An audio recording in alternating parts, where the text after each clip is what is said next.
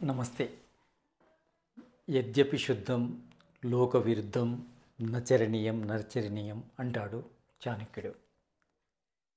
దీని అర్థం ఏంటంటే, మనము చేసేది సత్యమైన, ధర్మమైన, న్యాయమైన, లోకానికి విరుద్ధమైనప్పుడు దాన్ని అనుసరించకూడదంటాడు. యద్యపి శుద్ధం అంటే శుద్ధమైనప్పటికీ, లోక విరుద్ధం లోకానికి వ్యతిరేకమైతే నచరణీయం నచరణీయం అది అనుసరించకూడదు. దీని అర్థం ఏంటి అంటే, మరి లోకం లోపల మంచిని గ్రహించరు, సత్యాన్ని గ్రహించరు, ధర్మాన్ని గ్రహించరు, న్యాయాన్ని గ్రహించరు అంటే అది వాళ్ళకు వ్యతిరేకం అవుతుంది. అంటే వాళ్ళు ఇష్టపడినప్పుడు అది వ్యతిరేకం అవుతుంది. మరి ఆ వ్యతిరేకమైన పనిని మనం చేయకూడదంటే ధర్మాన్ని, న్యాయాన్ని, సత్యాన్ని చేయకూడదా? దీని అర్థం ఏంటిది?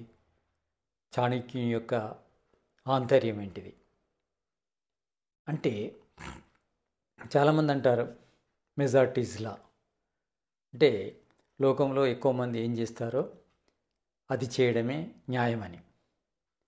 మరి దాని ప్రకారమే ఉందా ఈ చాణక్యుని యొక్క సూక్తి? అంటే మెజారిటీ పీపుల్ ఏది చేస్తే అదే చేయాలా?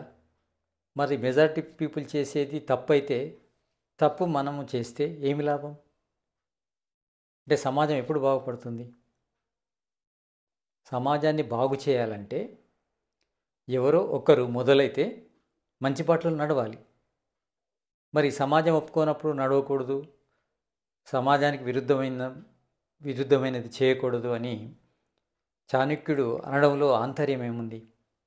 దీని అర్థం ఏంటిది, అంతరార్థం ఏంటిది అని ఆలోచిస్తే చాణక్యుడు ఏం చెప్తున్నాడంటే, మనం చేసేది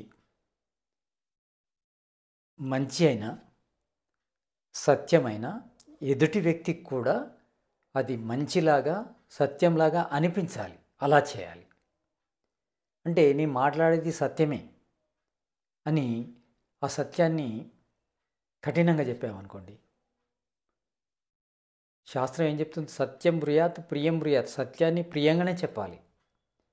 అంటే సత్యమే చెప్తున్నా కదా అని కఠినంగా చెప్తే సత్యం ఎందుకు చెప్తాం మనము?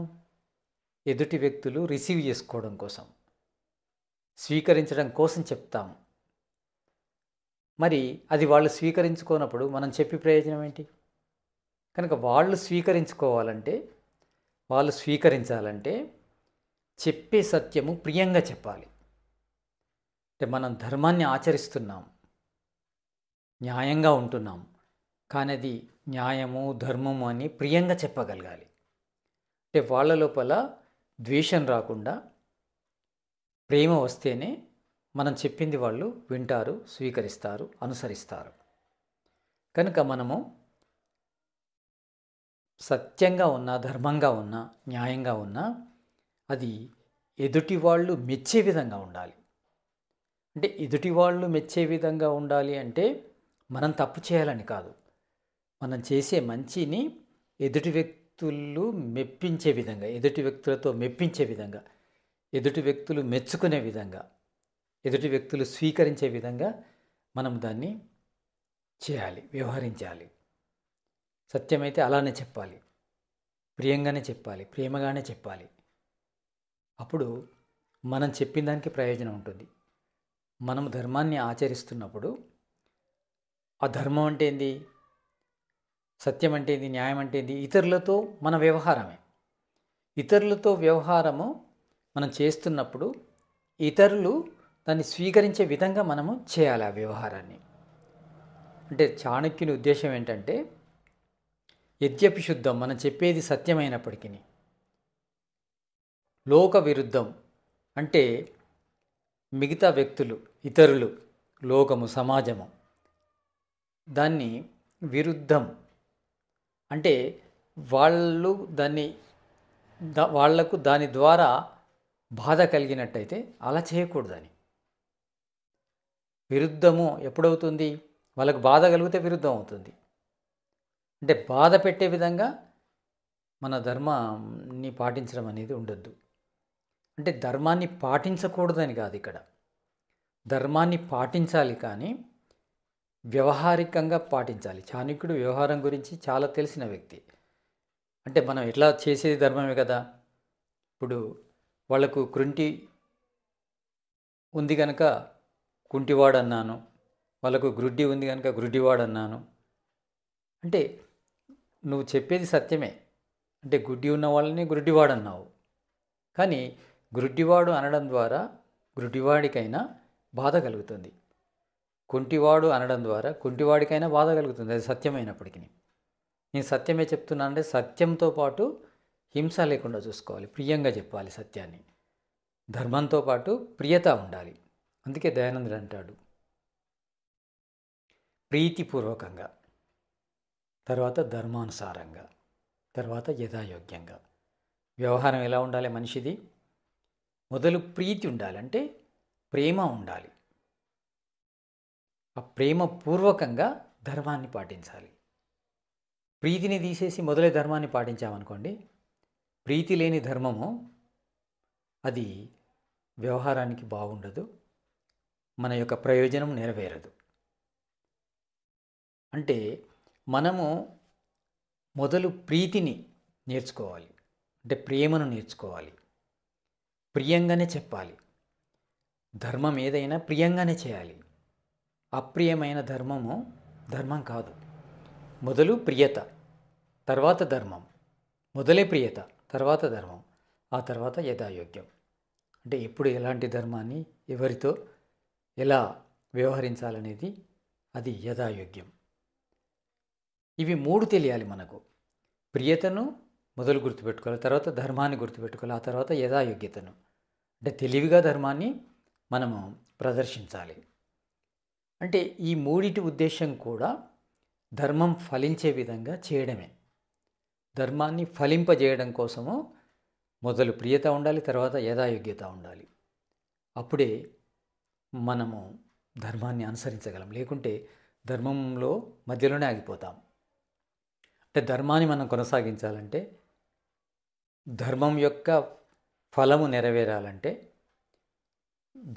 ధర్మం యొక్క ఉద్దేశం నెరవేరాలంటే మనము ఆ ధర్మాన్ని ప్రియంగా యథాయోగ్యంగా ప్రదర్శించాలి. ధర్మానికి ముందు ప్రియత, తర్వాత యథాయోగ్యత అనేది మర్చిపోకూడదు. అది చాణక్యుని ఉద్దేశం. అంటే మనం చేసేది ధర్మమైనప్పటికీ ప్రియంగా చేయాలి, యథాయోగ్యంగా చేయాలనేది చాణక్యుడి ఉద్దేశం. మెజారిటీస్ లా అంటే మరి అలా ఎందుకు అన్నారు అంటే, ఎక్కువ మంది అనుసరించేది మనం అనుసరించాలి, దాని అర్థం. అంటే ఎక్కువ మంది సమాజంలో చెడువైపు ఉన్నారనుకోండి, అంటే మనం చెడువైపు ఉండడమే న్యాయమా? మెజారిటీస్ లా అంటే అలా కాదు.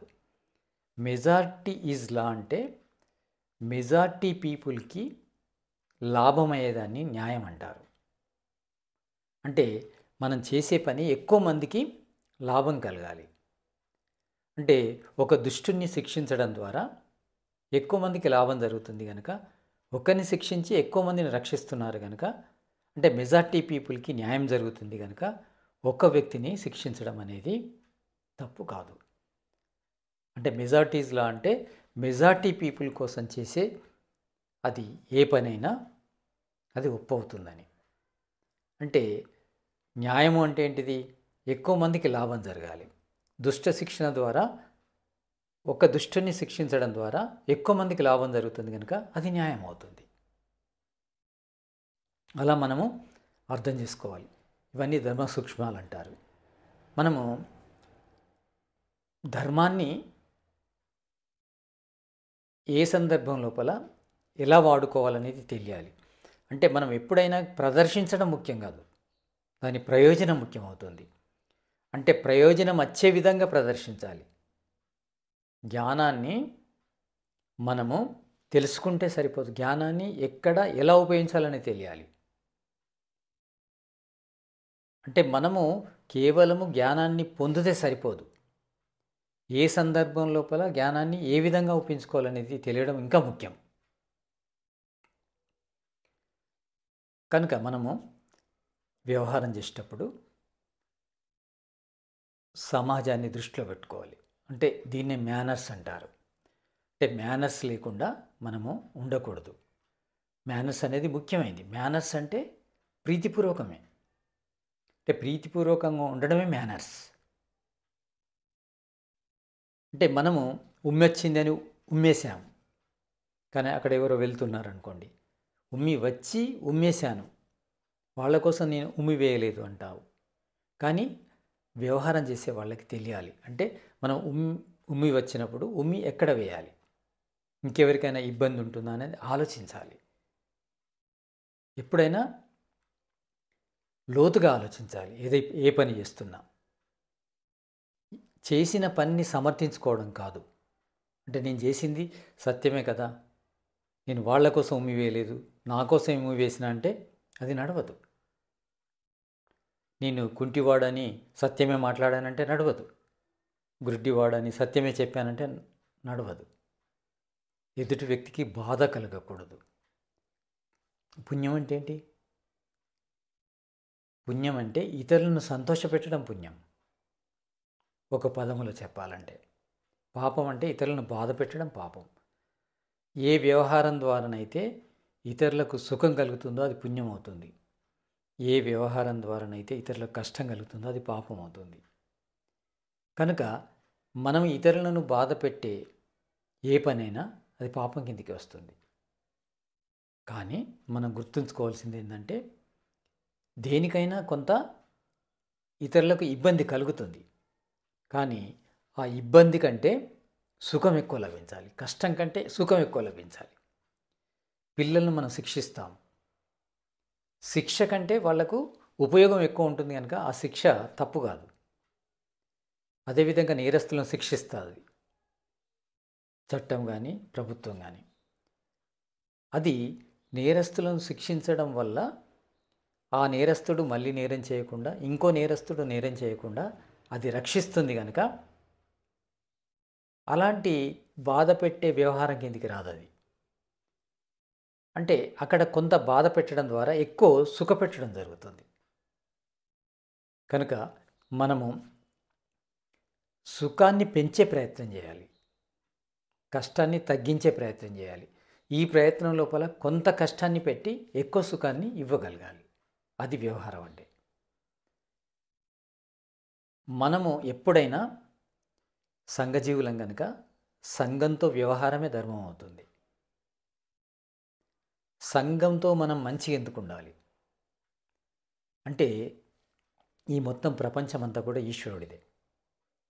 ఈశ్వరుడే దీనికి యజమాని. మనం సంఘంతో ఉండే తీరును బట్టే ఈశ్వరుడి నుంచి మనకు సుఖం దుఃఖం లభిస్తాయి.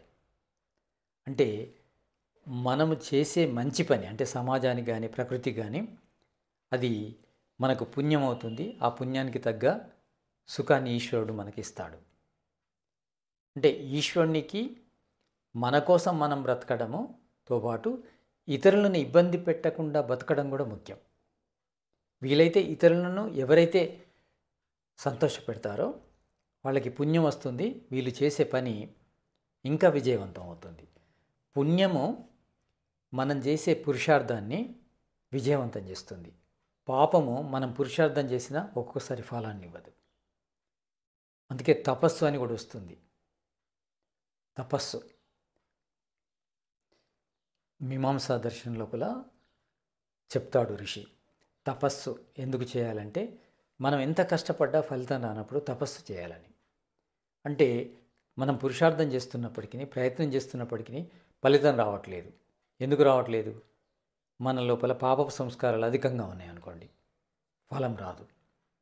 పుణ్య సంస్కారాలు అధికంగా ఉంటే కొద్దిగా కష్టపడ్డా మనకు ఫలితం వస్తుంది. కనుక పాపపు సంస్కారాలను నశింపజేసుకోవడం కోసము చేసే ప్రక్రియనే తపస్సు అంటారు. అంటే మనము సుఖపడాలంటే పాపాన్ని తగ్గించుకోవాలి, పుణ్యాన్ని పెంచుకోవాలి. ఈ పాపాన్ని తగ్గించుకోవడం వల్ల మనసులో కూడా రాజసిక తామసికాలు తగ్గుతాయి. పుణ్యాన్ని పెంచుకోవడం ద్వారా మనసు లోపల సాత్వికత పెరుగుతుంది. ఆ సాత్వికత ఆనందానికి కారణమవుతుంది. ఆ సాత్వికత జ్ఞానానికి కారణమవుతుంది. ఆ సాత్వికత వల్ల మన లోపల పరమార్థం పెరుగుతుంది. అంటే ఎప్పుడు కూడా పుణ్యమైన సంస్కారాలు మనతోని పుణ్యకర్మల్ని చేస్తాయి. బుద్ధి కర్మానుసారిణి అంటారు. బుద్ధి కర్మలను అనుసరిస్తుంది, అంటే మన సంస్కారాలను అనుసరిస్తుంది. లోపలున్న పాపపుణ్య సంస్కారాలను అనుసరిస్తుంది. మన లోపల పుణ్యం ఉంటే పుణ్యం చేయాలనే బుద్ధి పుడుతుంది. మనలో పుణ్యకర్మాశయం అధికంగా ఉంటే పుణ్యం చేయాలనే ఆలోచనలు వస్తాయి. పాప కర్మాశయం అధికంగా ఉంటే పాపం చేయాలనే ఆలోచనలు వస్తాయి. కనుక మనలో పుణ్యాన్ని పెంచుకోవాలి. మనం పుణ్యాన్ని పెంచుకోవడం కోసము హింసను చేయకుండా ఉండాలి. సంతోషాన్ని ఇవ్వాలి, దుఃఖాన్ని ఇవ్వకూడదు. సంతోషాన్ని ఇవ్వడము మన పుణ్యానికి కారణమవుతుంది, దుఃఖాన్ని ఇవ్వడం మన పాపానికి కారణమవుతుంది. అంటే మనలో మార్పు రావాలంటే మన కర్మల లోపల మార్పు రావాలి. అంటే మనం చేసే కర్మలు ఇతరులకు సుఖాన్ని ఇచ్చే విధంగా ఉండాలి. దానివల్ల మన లోపల పుణ్యకర్మాశయం ఏర్పడుతుంది. ఆ పుణ్యకర్మాశయం వల్ల సద్బుద్ధి పుడుతుంది, మనకు మంచి బుద్ధి పుడుతుంది. కనుక మనము భోగాపవర్గాలు రెండు కూడా సిద్ధింపజేసుకోవచ్చు. అంటే భౌతిక సుఖాలు, ఆధ్యాత్మిక ఆనందాన్ని పొందవచ్చు. అంటే మంచి కర్మలు చేయడమే చాలా ముఖ్యమైనది. మంచి అంటే సుఖాన్ని ఇవ్వడం, చెడు అంటే దుఃఖాన్ని ఇవ్వడం. కనుక సుఖాన్ని ఇచ్చే పనులు చేయాలి. కనుకనే చాణక్యుడు మనకేం చెప్పాడంటే, యద్యపి యుద్ధమైనప్పటికీ మనం చేసేది ఇతరులకు బాధ కలగకుండా చేయాలి. అంటే శుద్ధమే చేయాలి, కానీ అది ఇతరులకు బాధను ఇవ్వకూడదు. ధర్మ మార్గంలోనే వెళ్ళాలి, సత్యమే పలకాలి, న్యాయమే చేయాలి. కానీ అది ఇతరులకు కష్టాన్ని కలిగించకుండా సుఖాన్నిచ్చే విధంగా వ్యవహరించాలి. అదే వ్యవహారం అంటే. అంటే మనకు ధర్మము, సత్యము, న్యాయము తెలిస్తేనే కాదు, దాన్ని ఏ విధంగా ఉపయోగించుకోవాలి కూడా తెలియాలి. ఉపయోగించడం లోపల మొదటిది ప్రీతి, తర్వాత యథాయోగ్యత. ఈ ధర్మానికి ముందు ప్రీతి, ధర్మం తర్వాత యథాయోగ్యత. అంటే యథాయోగ్యంగా ప్రీతిపూర్వకంగా ధర్మాన్ని పాటించాలి, ధర్మాన్ని వదలకూడదు. ధర్మో రక్షితి రక్షిత.